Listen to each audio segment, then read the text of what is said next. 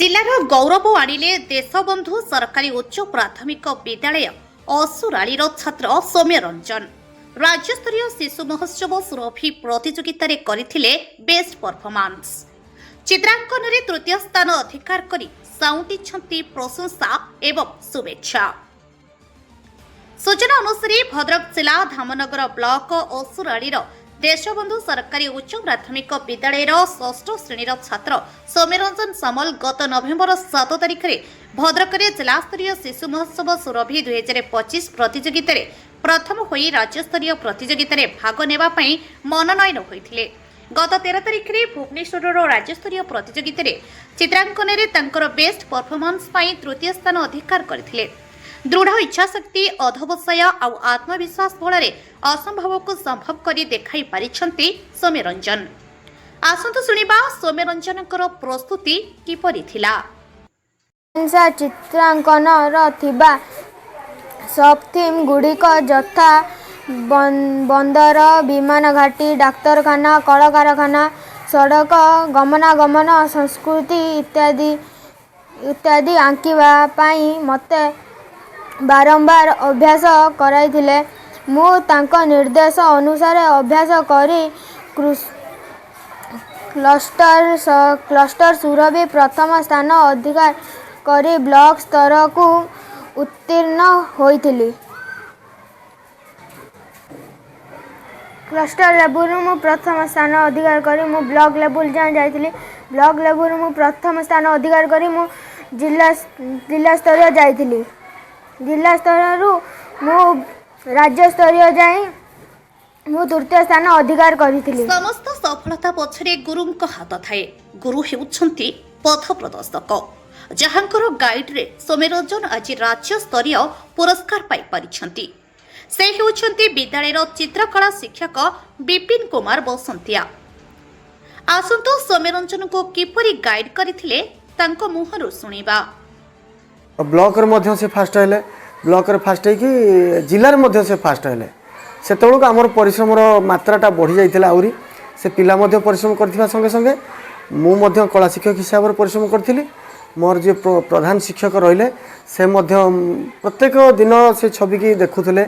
आमर धर्मेंद्र सार से आमर स्टाफ माने जति रहिले विद्यालय रे समस्ते दीदी सार माने सबू समस्त ये सहयोग रही। मो कला शिक्षक हिसाब से मोर जहाँ करवा कथा कर प्रेरणा जोगई केमती कौन हम कौन ना आम दिन राति एक करूँ बहु गुड़े प्राक्ट करें अधिक रु अधिक आम केमती प्राक्ट करूँ आम तार समय सीमा थिला घंटे घंटे भितर आम बहु गुड़े थीम थिला ता भितर 2036 ओडिशार रूपरेख केमती कौन रहिबो तो तार थीम गुड़ा बहुत थिला।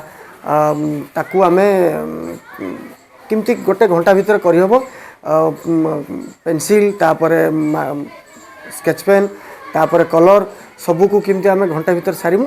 सेतिपई पिला सहित मु मध्य कला शिक्षक आउ मो विद्यालय समस्त शिक्षक मो प्रधान शिक्षक पिलार गार्डियन समस्त अवदान रही। बापा पवित्र समल तथा परिवार प्रेरणा विद्यालयर प्रधान शिक्षक प्रवीण कुमार बेहेरा संपूर्ण सहयोग सर्वोपरि विद्यालयर शिक्षक शिक्षयित्री सहयोग जोगु आज यही सफलता पाई परिछंती बोली कहिथिले सौम्यरंजन। विद्यालय जड़े प्रतिभा बाहरिले तांकर परिवार सहित विद्यालय गौरवान्वित हुए।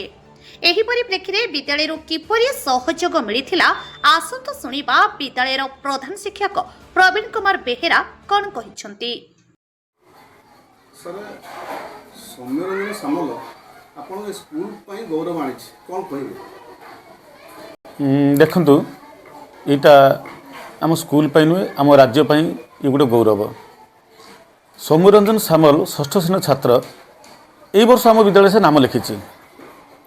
तांकर आम विद्यालय जे रहिले चित्रकला शिक्षक विपिन बसंतिया सौम्यरंजन सामल ठारे थिबा जो कलार प्रतिभा जो चित्रांकन प्रतिभा को से ही प्रथम आविष्कार करते गोटे सुजोग मिलला जे सुरभि 2025 से पिला को रिप्रेजेंट करने।